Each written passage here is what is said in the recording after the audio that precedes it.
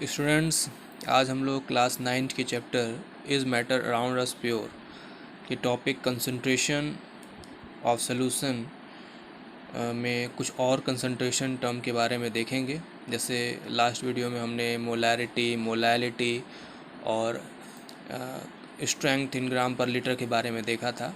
इसमें हम लोग बात करेंगे पार्ट पर मिलियन कंसंट्रेशन की। तो पार्ट पर मिलियन कंसंट्रेशन कब यूज किया जाता है? अगर सॉल्यूट का अमाउंट बहुत कम अमाउंट में प्रेजेंट हो सॉल्यूशन में, चाहे सॉल्वेंट में, यानी एकदम बिल्कुल ट्रेस अमाउंट में, तो उसको हम लोग पार्ट पर मिलियन में बताते हैं। ठीक है, मिलियन मतलब 10 लाख। तो इसको कई तरह से डिफ़ाइन किया जाता है। जैसे कुछ तरीके हम लोग देखें तो पहला तरीका है कि amount of solute present in 10⁻⁶ gram of solvent, यानी कि सॉल्वेंट के 10 लाख ग्राम में सॉल्यूट का जो भी अमाउंट ग्राम में प्रेजेंट होगा उसी को हम लोग कंसंट्रेशन इन पीपीएम कहेंगे। यानी एक फॉर्मूला इसका इस तरह से दिया जाता है, concentration in ppm equal to amount of solute in gram upon amount of solvent in gram into 10⁻⁶। इसी को रिप्रेजेंट करने का जो दूसरा तरीका है वो इस तरह से भी है कि amount of solute in gram present in 10⁻⁶ gram of solution. तो यहाँ पर देखिए था सॉल्वेंट और यहाँ पर है सोल्यूशन, तो दोनों में से कोई भी ले सकते हैं। इसे भी हम लोग कंसंट्रेशन इन पीपीएम कहेंगे। वजह आप समझ सकते हैं कि अगर सॉल्यूट सॉल्वेंट में ट्रेस अमाउंट में प्रेजेंट होगा तो मास ऑफ सोल्यूशन और मास ऑफ सॉल्वेंट लगभग इक्वल ही होंगे। ठीक है, जैसे अगर हम लोग बात करें 10 लाख ग्राम में अगर 1 ग्राम सॉल्यूट रहे 10 लाख ग्राम सॉल्वेंट में, तो उस 1 ग्राम सॉल्यूट को आप नेग्लिजिबल मान सकते हैं। तो अगर मास ऑफ सोल्यूशन कहेंगे तो भी आप 10 लाख ग्राम कहेंगे, और मास ऑफ सॉल्वेंट कहेंगे तो भी आप 10 लाख ग्राम कहेंगे, तो लगभग दोनों एक ही चीज़ होगा। तो इस तरह से हम इसको इस तरह से भी डिफाइन करते हैं कि कंसंट्रेशन इन पीपीएम जो होता है वो है mass of solute in gram upon mass of solution in gram into 10⁻⁶। जैसे यहाँ मास ऑफ सॉल्वेंट लेते थे उसकी जगह हम लोग मास ऑफ सॉल्यूशन भी ले सकते हैं, क्योंकि सॉल्यूट ट्रेस अमाउंट में मौजूद है, दोनों का मास लगभग इक्वल होगा। तो ये एक दूसरा तरीका हो गया। तीसरे तरह से भी इसको डिफाइन किया जाता है।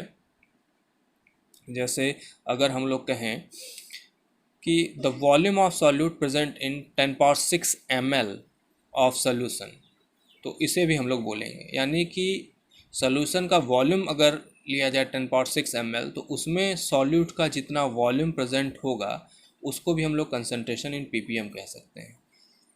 यानी concentration in ppm equal to volume of solute in ml upon volume of solution in ml into 10⁻⁶। ठीक है, तो इस तरह से हम लोग 3 तरह से डिफाइन कर सकते हैं। यानी कि मास के टर्म में, तो मास के टर्म में mass of solute upon mass of solvent into 10⁻⁶ हो सकता है, चाहे mass of solute upon mass of solution into 10⁻⁶ हो सकता है, यानी यहाँ सॉल्वेंट और सॉल्यूशन दोनों ले सकते हैं। या फिर इसको हम लोग वॉल्यूम टर्म में भी लिख सकते हैं, volume of solute upon volume of solution into 10⁻⁶। तीनों ही तरह से हम लोग कंसंट्रेशन इन पीपीएम बता सकते हैं। अब क्या मतलब होता है, बहुत कम अमाउंट में किस चीज़ को रिप्रेजेंट करते हैं? जैसे जब हम लोग वाटर का टीडीएस मेज़र करते हैं तो वाटर में फ्लोराइड, नाइट्रेट ये सब प्रेजेंट होते हैं, तो इनका अमाउंट पीपीएम में बताया जाता है। जैसे अगर हम लोग कहें कि 40 पीपीएम फ्लोराइड प्रेजेंट है वाटर में, तो इसका क्या मतलब निकलेगा? इसका मतलब ये निकलेगा कि 40 ग्राम फ्लोराइड प्रेजेंट है 10⁻⁶ ग्राम ऑफ वाटर में। ठीक है, अमाउंट देखिए कितना कम है, बिल्कुल ट्रेस अमाउंट। 10 लाख ग्राम में कहाँ 40 ग्राम सिर्फ मौजूद है, तो इसके कंपैरिजन में बिल्कुल नेग्लिजिबल, बहुत कम अमाउंट है। ठीक है, तो इतने ट्रेस अमाउंट को हम लोग पीपीएम में बताते हैं। ठीक है, इससे रिलेटेड अब अगर हम लोग कुछ न्यूमेरिकल देखें, जैसे पहले तरह क्वेश्चन इस तरह से बना सकता है कि how many ppm of nitrates are present in if 0.004 gram of nitrate is present in 10⁻⁴ gram of water. तो यहाँ पर सॉल्यूट भी ग्राम में दिया है और सॉल्वेंट, वाटर क्या है, सॉल्वेंट ग्राम में।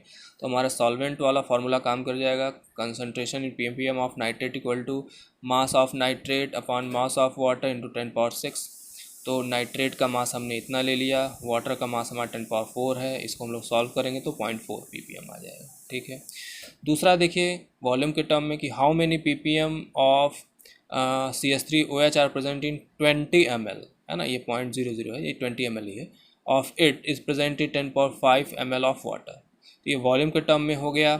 तो यहाँ पर concentration in ppm of CH3OH हो जाएगा volume of CH3OH upon volume of water in 10⁶। देखिए फॉर्मूले में हमने यहाँ वॉल्यूम ऑफ सोल्यूशन लिखा था, लेकिन फिर से वही बात कि अगर सॉल्यूट ट्रेस अमाउंट मौजूद है तो वॉल्यूम ऑफ सोल्यूशन और वॉल्यूम ऑफ सॉल्वेंट भी एक हो जाएगा, जैसे मास के साथ हुआ था, तो हम लोग ले सकते हैं, नो प्रॉब्लम, इंटू 10⁶। तो यहाँ पर वॉल्यूम ऑफ सॉल्यूट 20 है और वॉल्यूम ऑफ सॉल्वेंट 10⁵ इंटू 10⁶, तो ये सॉल्व करेंगे तो 200 ppm आ जाएगा। इसी तरह से अगर हम लोग बात करें, इस तरह क्वेश्चन हो कि calculate the amount of CaCO3 which is present in 10⁵ gram of it solution and has concentration 40 ppm। तो यहाँ पर देखिए सोल्यूशन का अमाउंट बात कर रहा है 10⁵ ग्राम, तो हम लोग सोल्यूशन वाला फॉर्मूला यूज़ करेंगे, concentration in ppm equal to mass of CaCO3 upon mass of solution into 10⁶। यहाँ मास ऑफ सोल्यूशन है, तो CaCO3 के सोल्यूशन का जो कंसनट्रेशन दिया है वो 50 ppm दिया है, मास ऑफ सोल्यूट पूछा है तो x ले लिए, सोल्यूशन मास 10⁵ है और ये 6, इसको सॉल्व करेंगे तो हमारा ये 5 ग्राम आ जाएगा। तो इस तरह से हम लोग कंसनट्रेशन इन ppm फाइंड करते हैं। इससे रिलेटेड क्वेश्चन आपको दिए जाएंगे और लास्ट वीडियो में जो टॉपिक था उससे रिलेटेड क्वेश्चन भी आपको दिए जा सकते हैं, तो लास्ट वीडियो को आप प्रॉपर फिर से अच्छे से देख लेंगे। ओके।